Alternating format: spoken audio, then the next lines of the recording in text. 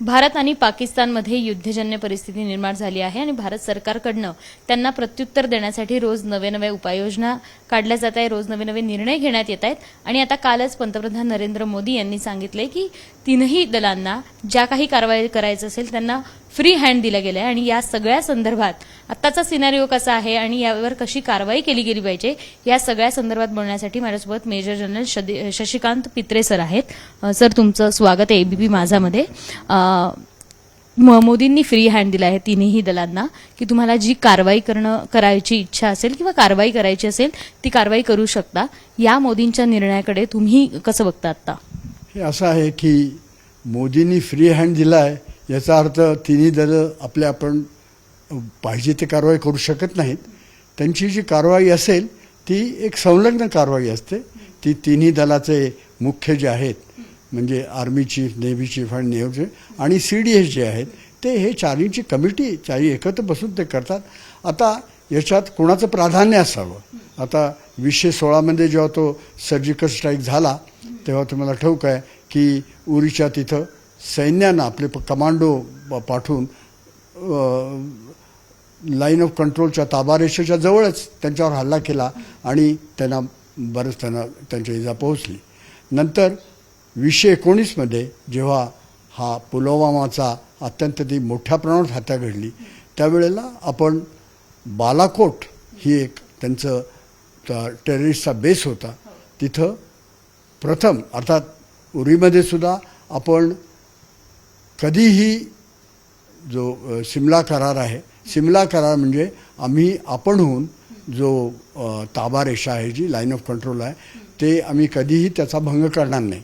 पाकिस्तान ते वारंवार करत आलेलं आहे परंतु आपण 2016 ती प्रथम मोठ्या प्रमाणात भंग करून दुसऱ्या बाजूला जाऊन त्या टेररिस्टना अक्षरशः त्यांचा चुथडा करून आपण परत आलो आहे. आणि सगळ्यात महत्त्वाचं म्हणजे आपली त्याच्यात एकही कॅज्युलिटी झाली नाही. त्यानंतर 2019 पुन्हा जेव्हा पुलवामा घडलं म्हणजे एक CRPFचा मोठा गाड्यांचा ताफा जम्मूहून श्रीनगरला जात होता त्याच्यावर त्यांनी एक बाजूनं हल्ला केला आणि त्याच्या 40 आपले CRPFचे सैनिक मारले गेले.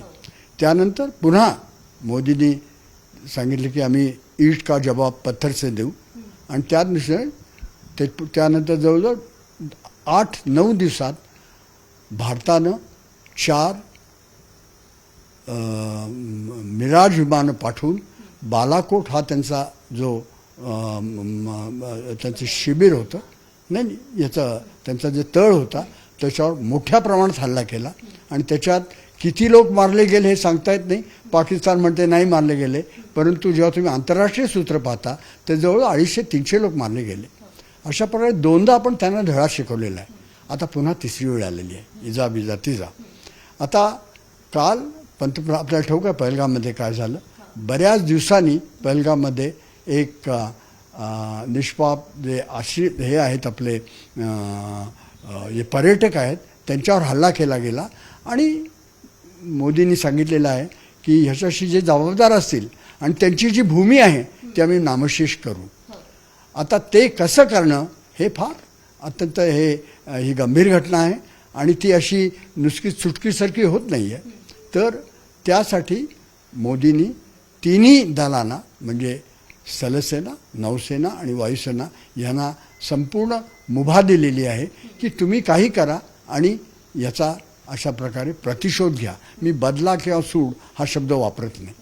आता ते कशा प्रकारे होईल याचा विचार करणं चालू आहे. आपल्याला ठाऊक आहे. साधारण काय वाटतं काय करणं अपेक्षित असू शकतं आताच्या सिनारिओमध्ये? अत्यंत महत्त्वाचं असं आहे की ज्याला एक तर फक्त प्रतिहल्ला चढवायचा, असा हल्ला चढवायचा ज्याचा विस्फोट मोठ्या युद्धात होऊ नये. एकतर लिमिटेड वॉर म्हणतात म्हणजे ज्याला मर्यादित युद्ध ते फक्त त्या जम्मू काश्मीरपर्यंत राहील आणि संपूर्ण युद्ध ते संपूर्ण भारताची आणि पाकिस्तानची सीमा सर्व ठिकाणी होईल. अशा दोन्ही याचा विपर्यास होऊ नये. फक्त लोकल ऑफेन्सिव्ह ज्याला म्हणतात म्हणजे स्थानिक हल्ला चढवून स्थानिक आक्रमण करून त्यांना एक धडा शिकवून आपण यावं परत. आता ह्याच्यासाठी कुठली लक्ष्य आहेत, कुठली टार्गेट्स आहेत हे शोधणं अत्यंत महत्त्वाचं आहे. सैन्य दलात ही याची साधारण कल्पना असते, असं काही नवीन कुठून येते, आम्ही काही जाऊन श्रीलंकेत हल्ला करत नाही आहे. तर मी ही डिव्हिजन माझी कमांड केली होती त्यावेळेस मला ठाऊक होते काय झालं तर कुठं काय करेन. तर ह्याची सगळ्यांची ज्याला कॉन्टिंजन्सी प्लॅनिंग म्हणतात ते असतं. आता ते कसं आचरणात आणायचं आणि ते फक्त एकाचंच नसतं, म्हणजे फक्त एकच सैन्य करू शकत नाही किंवा एकच अंग करू शकत नाही. त्याला जसा स्थलसेना असली तर त्याला वायुसेनेची प्रचंड मदत लागते. या सगळं हे एकत्र करून अशा ताळमेळ बसून ही रेसिपी बनवायची आहे आणि ती बनत आहे. आता कुठं काय होईल हे सांगता येत नाही, पण त्याच्या आधी एअरफोर्स एक सध्या त्यांचा एक शिक्षण सत्र चाललेलं होतं, एक्सरसाइज चालला होता आक्रमण नावाचं, आणि ते आपली विमानं त्या भागात हलवतच होते. आता त्यांनी हल्ले करायला चालू केली आहे, पण ते एक्सरसाइजचे हल्ले आहेत, ते अजून त्यांनी शत्रूवर हल्ले चालू केले नाहीत. नौसेनेसुद्धा अरेबियन सीमध्ये पुन्हा आपली जहाजं सतर्क केलेली आहेत. आणि आपल्याला हे ठाऊक आहे की गेल्या 3-4 दिवसात पाकिस्ताननं जी लाईन ऑफ कंट्रोल ताबा रेषा आहे ती ॲक्टिवेट केली आहे आणि फायरिंग दोन्ही बाजून चालू आहे. 2004पासून एक युद्धबंदी करार आपण पाळला होता आणि तो आता जवळजवळ पुन्हा अस्तित्वाला येईल कल्पना नाही, पण आता दोन्ही बाजूनं चालू आणि भारतसुद्धा त्याच्यासाठी थांबणार नाही आहे आणि तेही ॲक्टिवेट करतील. ही पहिली गोष्ट. आता कुठं हल्ला चढवायचा ह्या गोष्टी अत्यंत विचारात हे महत्त्वाचं आहे. जसं मोदींनी सांगितलं का आम्ही हल्ला चढवू जो आमच्या सोयीच्या वेळी, जो आम्ही ज्या जागेची निवड करू त्या ठिकाणी आणि आम्ही संख्या ठरवू त्या ठिकाणी, म्हणजे ह्याचा संपूर्ण निर्णय आम्ही घेऊ. कुणी आमच्यावर समजा तुम्ही माझ्यावर हल्ला केला तर तुमच्या प्रत्याला तिथल्या तिथं करेन, तसं नाही आहे. आम्ही कुठल्याही ठिकाणी वेळ, त्याची जागा आणि संख्या हे आम्ही ठरवू आणि अशा प्रकारे एक परिणामकारक आम्ही हल्ला चढवू, ज्याला आता नाव आलेलं आहे सर्जिकल स्ट्राईक. आता ते कुठं करतायत हे आपण पाहूया. कंटिंजन्सी प्लॅनिंग बद्दल तुम्ही आता बोलत होते, ते नेमकं काय असते, ती टर्म नेमकी काय असते? नाही, कॉन्टिंजन्सी प्लॅनिंग सगळे जगातल्या सगळ्या सेना नेहमी शत्रू काय करू शकेल, शत्रूपेक्षा मी प्रतिस्पर्धी हा शब्द वापरेन, काय करू शकेल आणि त्यांनी तसं केलं तर मी काय करू शकेन याची योजना बनलेली असतात आणि त्याची तयारी होत राहते. मग त्याची तयारी वेगवेगळ्या त्यांचे एक्सरसाइज जे असतात त्याच्यातून होतात. अशा सिच्युएशन ते बनवतात आणि आपल्या सगळ्या ट्रूप्सना त्याचं ट्रेनिंग देतात. तर हे जे आहे हे आता झालेलंच आहे. आता कुठं काय करताय हे आता आपण पाहू. असे जेव्हा युद्धजन्य परिस्थिती निर्माण होते तेव्हा काही समित्या स्थापन केल्या जातात किंवा सिक्युरिटी बोर्ड्स आहे ते ऍक्टिव्ह होतात आणि त्या सगळ्यांवर काम करायला सुरुवात करतात. ह्या समित्या किंवा ते बोर्ड्स कसे नेमके काम करतात? या समित्या किंवा ते बोर्ड, सिक्युरिटी बोर्ड जे असतात ते आपण बोललो ना, याबद्दल मी तुम्हाला सांगितलं की नॅशनल सिक्युरिटी ॲडव्हायझरी बोर्ड जे आहे हे आता त्यांच्या वारंवार बैठका होतील.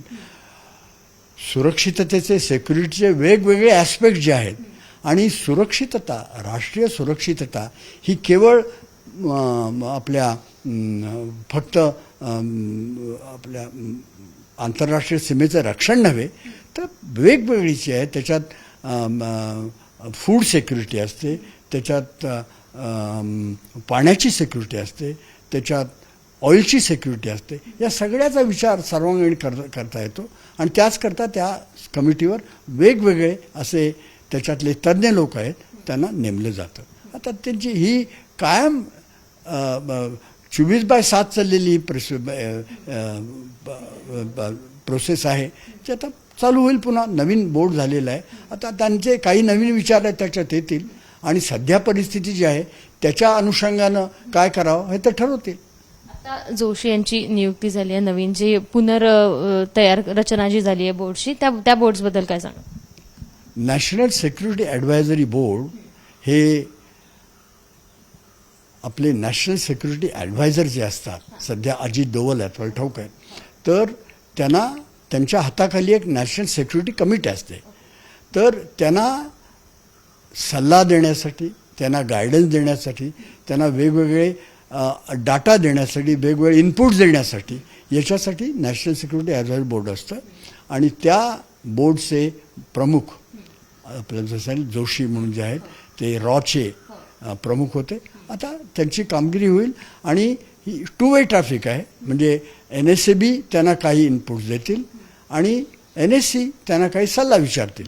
अशा प्रकारे हे अशा वॉटरटाईट कंपार्टमेंट नाही आहेत, हे एकत्र येऊन असा विचार करतील. सर, तुमच्या आतापर्यंतच्या सगळ्या आयुष्यात ही सगळ्या परिस्थिती आणि ते सगळं तुम्ही बघितलंय, पण तुम्हाला अशी एखादी आठवण आहे की ह्या सगळ्या कमिटीवर काम करताना वेगळा अनुभव आलेला आहे असं काही? नाही, मी अशा कमिटीमध्ये कधी काम केलेलं नाही. नाही, सांगायचं की या कमिटी ज्या असतात, या कमिटीत ज्या असतात त्याच्यावर केवळ एक निवृत्त अधिकारी येतात. त्यामुळे ह्याबद्दल मला म्हणजे काय करतात कसं ते याबद्दल मी सांगू शकतो, पण कधी त्याचा मला अनुभव असा नाही आहे. युद्धाचा अनुभव आहे. युद्धामध्ये मी 1971मध्ये मी युद्धात भाग घेतलेला आहे. 1971मध्ये मी बांगलादेशची जी जसोर सेक्टर आहे तिथं मी एका इंजिनियर कंपनीमध्ये एक फील्ड ऑफिसर मेजर असा होतो. आणि 1971चं युद्ध आहे ते आम्ही सगळं अशा प्रकारे पाहिलेलं आहे, आम्ही संपूर्ण अथपासून इथेपर्यंत. आणि 1971मध्ये ज्या डिव्हिजनमध्ये मी ते युद्ध भाग घेतला, ती डिव्हिजन कमांड करण्याची मला 25 वर्षानं मला अनुभव मिळाला. आणि कुठल्याही जो अधिकारी आहे, आपण ज्या फॉर्मेशनबरोबर किंवा ज्या डिव्हिजनबरोबर आपण युद्धात गेलो त्याची कमांड मिळणं, आणि विशेषतः मी एक इंजिनियर ऑफिसर होतो, मला एक जनरल कार्ड एक्झिक्युटिव्ह ब्रांचमध्ये घेतलं आणि त्यानंतर मला ती डिव्हिजन कमांड करण्याचा एक संधी मिळाली, अनुभव मिळाला. हे फार मोठं होतं. अनुभव कसा होता त्याच्यात, त्या सगळ्या कमांड देण्याचा किंवा बाकी सगळ्याचा? कमांड जी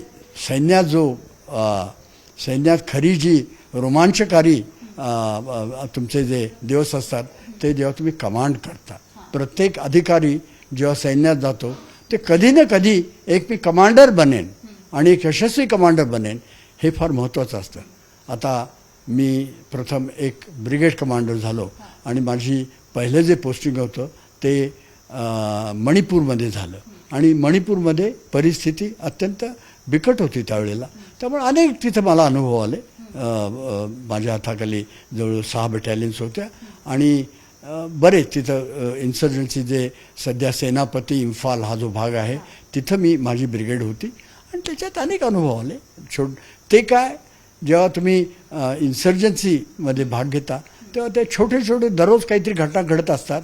तुम्हाला ठाऊक आहे, ते मिलिटंट्स जे असतात ते दररोज काहीतरी कारवाई करत असतात आणि त्याच्या शोधयोजना आणि त्यांची जी शक्ती आहे ते खच्ची करणं किंवा त्यांचे जे त्यांच्या ज्या योजना आहेत त्या हाणून पाडणं हे त्यांचं काम असतं. आणि मुख्य म्हणजे त्या भागात शांतता राखणं हे महत्त्वाचं आहे.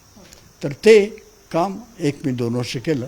नंतर जसं मी तुम्हाला सांगितलं की मी डिव्हिजन एक कमांड केली आणि ती मी वेस्टर्न सेक्टरमध्ये म्हणजे आपल्या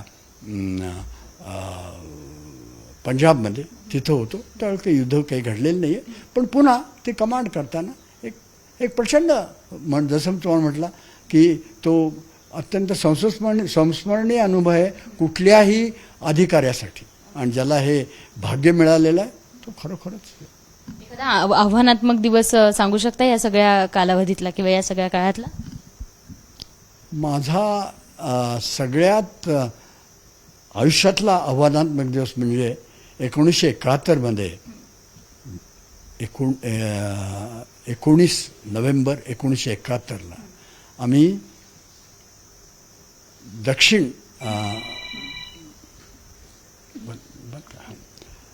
दक्षिण बांगलादेशमध्ये, त्यावेळी ईस्ट पाकिस्तान होतं, त्या भागात आम्ही ही 9 डेज गेली. तिथं मी एक पूल बांधला त्या रात्री आणि त्याच्यावर त्या पुलावरून आक्रमण झालं.